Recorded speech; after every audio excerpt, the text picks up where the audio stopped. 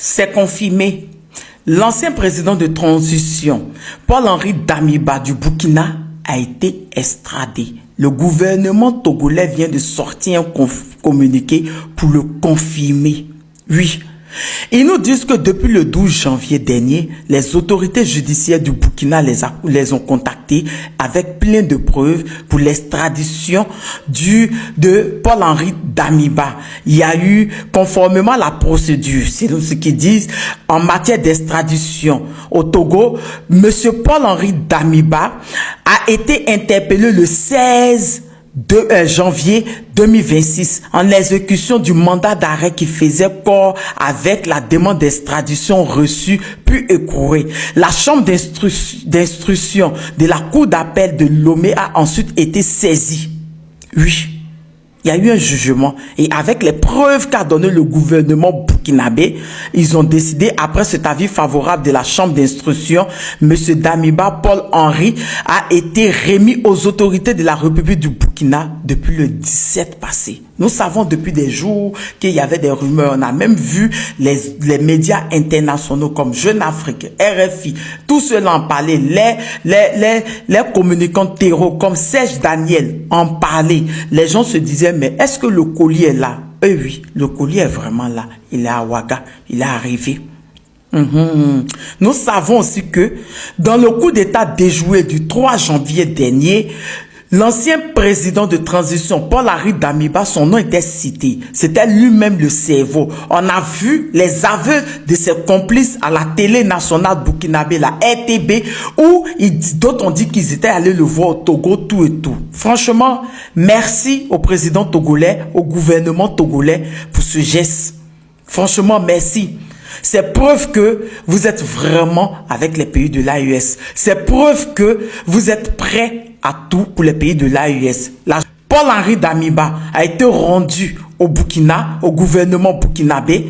Il va expliquer maintenant toutes ces tentatives de déstabilisation, tous ces coups d'État à vouloir tuer le capitaine. Il sera devant une justice et il va expliquer. Sur ce, je vous reviens avec de nouvelles informations. Je vous fais plein de bisous. Vive le capitaine Ibrahim Traoré! Les hiboux sont en train de sortir. Ils ont appelé le numéro, ça ne passe plus. Ouais, le numéro ne passe plus, on comprend déjà. Ouais, quand tu le vois sortir en masse là, tu sais qu'ils appellent le numéro, ça ne passe plus, ils ont compris. Il est déjà à Ouagadougou. Donc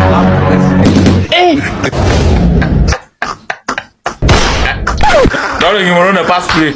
Ah, il a confirmé, on vous connaît. Hey! Vive le capitaine Ibrahim Traoré! Vive le indépendant! Ah, le numéro ne passe plus. Vous avez appelé son numéro, ça ne passe plus. Ah, ok, on a compris. Il est à Ouaga, il est déjà à Ouaga. La puissance respecte la puissance. Vive les 3 présidents de l'AES. Vive le président Ibrahim Traoré. Vive le président Assimi Goïta. Vive le président Abdoudraman Tiani. Damiba a été reçu, expulsé du Togo grâce à la pression de ces 3 pays de l'AES qui ne sont même plus un pays, qui sont une confédération, qui sont une puissance aujourd'hui dans le chéquier politique africain. Partage cette vidéo, mets un cœur et n'hésite pas à t'abonner, c'est très important. Vous savez, Damiba doit nous expliquer pourquoi son expulsion là, son extradition ne me dit absolument rien.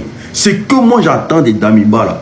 Il doit nous dire comment ils ont récolté l'argent pour financer ce coup d'État là. Et l'argent là, ça venait de qui en Côte d'Ivoire?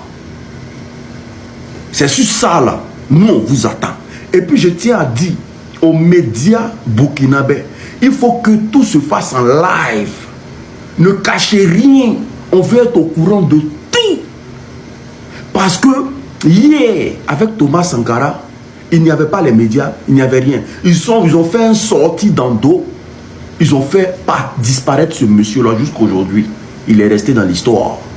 Et l'Afrique a eu difficile à s'élever, surtout l'Afrique de l'Ouest. On a vécu toutes sortes de galères.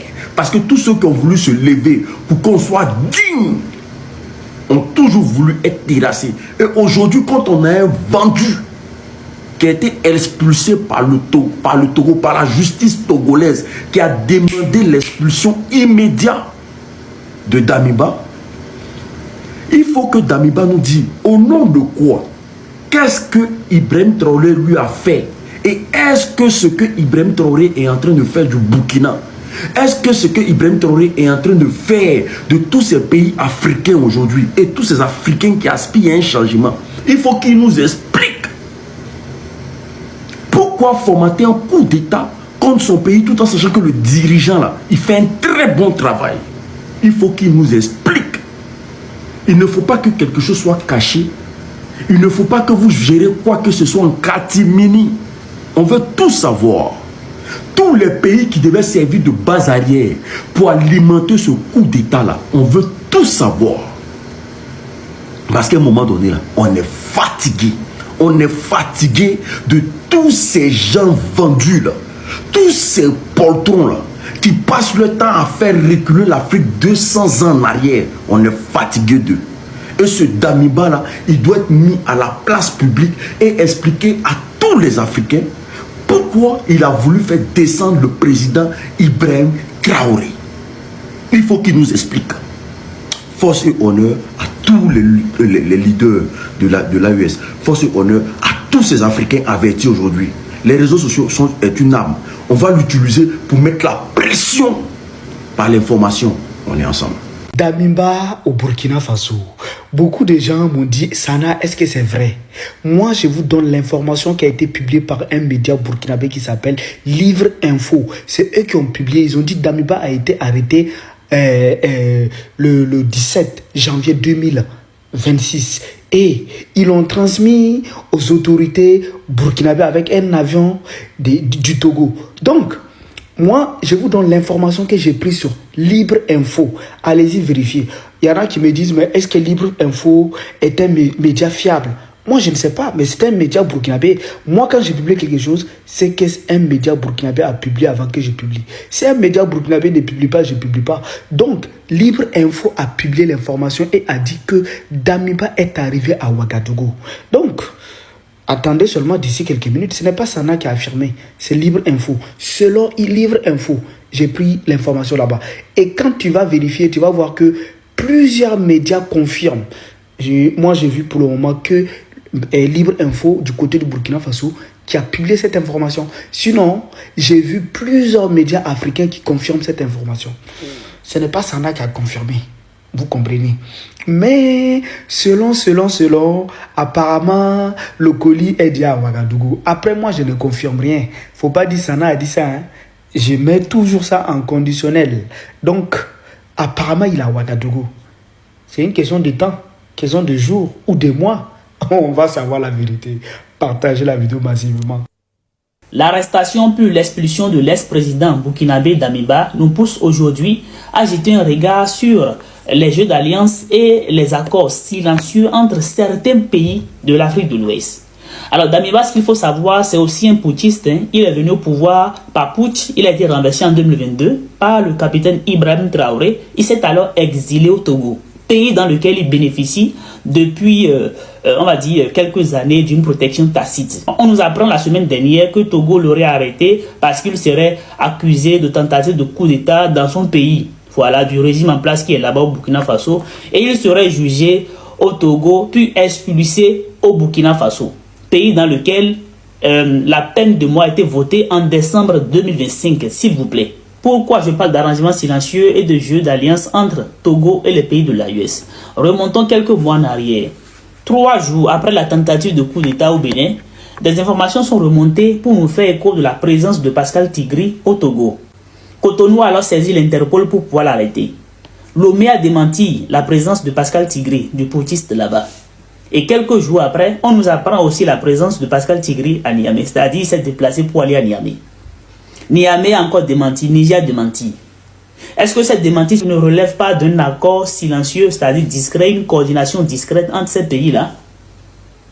Et puis encore, avant l'arrestation et l'expulsion de Damiba, le putschiste aussi, au Togo, nous avons la présence de Maïga, celui-là même qui a cautionné le coup d'État au Bénin. Il a communiqué de A à Z pendant le coup d'État. Il nous disait le sable est un mouvement, le sable a fait ci, Cotonou est tombé, et Patrice Talon est tombé. Donc lui qui cautionnait un coup d'état chez nous, qui soutient un putschiste chez lui, se déplace pour aller faire arrêter quelqu'un qui tenterait un putsch contre son putschiste. C'est ce qu'on appelle 2 poids 2 mesures. Donc il sait qu'un coup d'état n'est pas bien, pourtant il soutient un coup d'état et un putschiste chez lui aussi. 2 poids 2 mesures, en fonction des intérêts. C'est tellement évident, c'est tellement évident. Qui tue par l'épée, périra par l'épée.